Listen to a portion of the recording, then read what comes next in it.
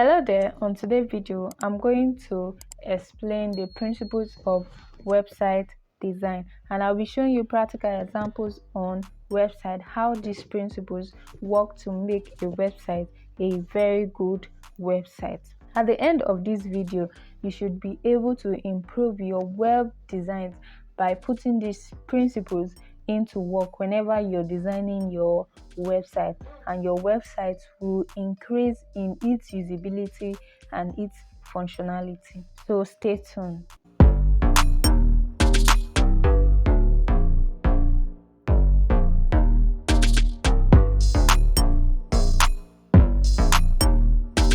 Hello, I'm Dorcas. Welcome to my channel.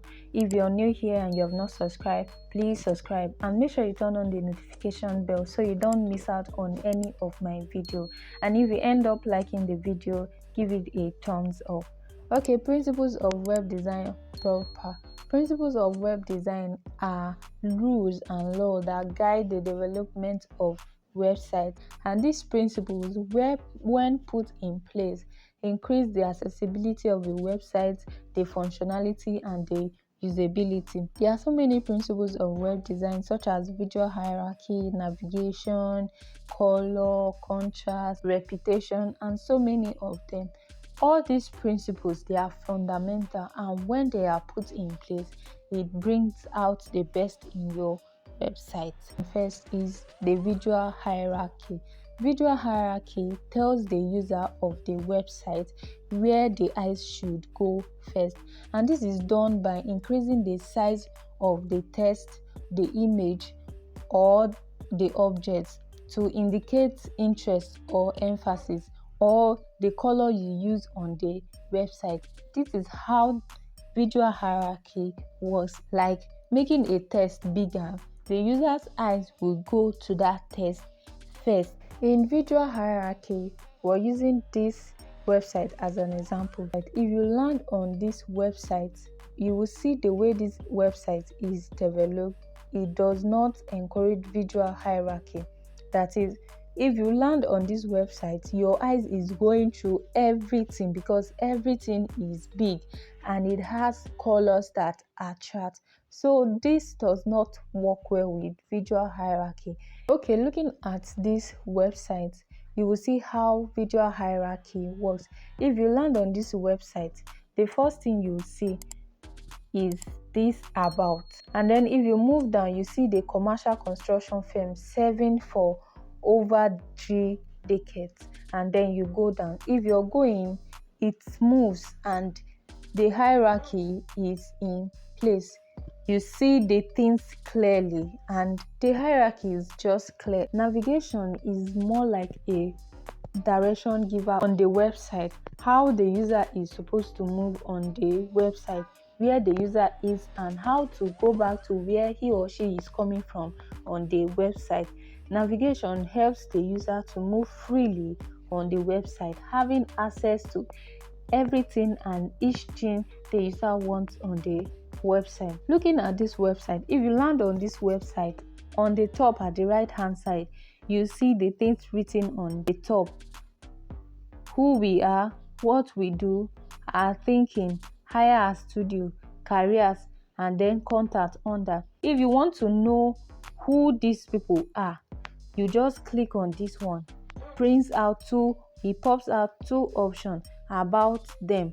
You click on it and it takes you to the about page of this website. Hereby you see everything that you need to know about these people. And if you want to go back, you click this logo and it takes you back to the home page. And then if you want to check on what they do, you click here and it shows you the service, their client, and case study. Everything here is just normal. If you are on any page, like for instance, if you're on the service page, you can go back to where you're coming from by clicking on it again and it takes you to about page. Or if you want to go back to another place, you just simply click on it, and wherever you want to go, it's free access. Still on this website, I want to talk on use of color. In general, color denotes so many things such as brand identity and emotions. In websites, color also have other functions such as telling us this place is of interest, place of emphasis, or this place is clickable, or this place is a call to action. Those are the things that color does on a website.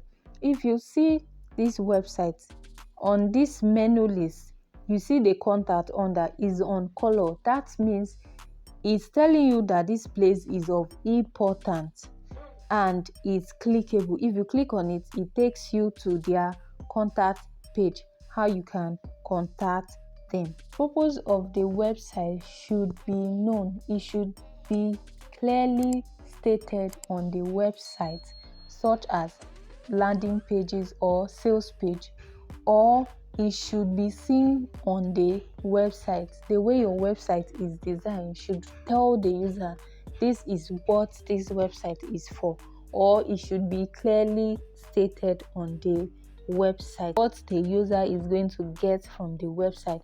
The solution that the website is giving to the user should be the first thing that the user should see, so that it will encourage the user to stay on the website. For instance, if your website is a landing page or a small business sales page, on the website, the first thing that the user should see should be why they are on that website. If it's an e-commerce site, for example, Jumia, if you land on a Jumia website, you know this is what it's for. Reputation has to do with you using your elements over and over again so as to keep the website simple and to make it clear. Elements such as text, images, font, color, shapes, and how you use these things makes the website look very attractive and accommodating. Okay, the next principle I'm talking on is simplicity. How simple your website looks for the user to move freely on your website and have a clear view of your website. Look how simple this website is, but yet it has everything. Can you see this? These are the collections of what is sold on this website. But on the home page, page is very simple and it's very clear. The next principle I'm talking on is responsive. How responsive your website is. Your website has to be responsive for users to use your website freely. Most users of websites are not likely to use a desktop to open your website. It's mobile that they use, and so your website has to be mobile friendly for them to be able to access your website has to be responsive, that it has to be flexible on all devices. If you open it on mobiles, it opens effectively. If you open it on desktop, it opens effectively. That is how your website is responsive. So if you're creating a website, it has to be responsive for it to be used effectively. The next principle I want to talk on is contrast. Contrast is the difference between two colors that makes them more or less distinguishable.